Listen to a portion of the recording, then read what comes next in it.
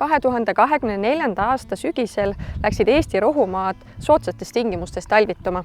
Möödunud talv oli rohumaadele ja taliviljadele vägagi soodne. Lumevaip vaheldus lumevaba põlluga, temperatuurid olid väga sõbralikud. 2024. aasta jaanuaris olnud -26 kraadi, sellel aastal õnneks ei kordunud.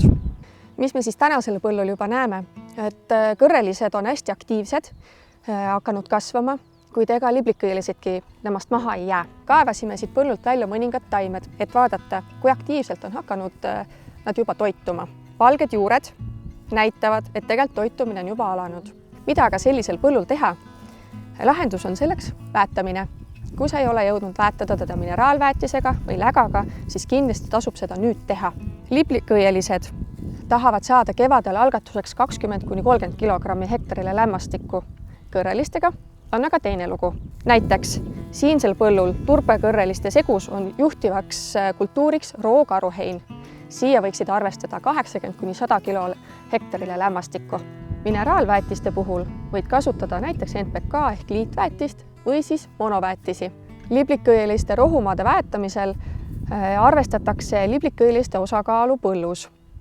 Kui sul on juba üle 30% liblikõielist sees, siis ole hea ja ära pane üle 30 kilo lämmastikku.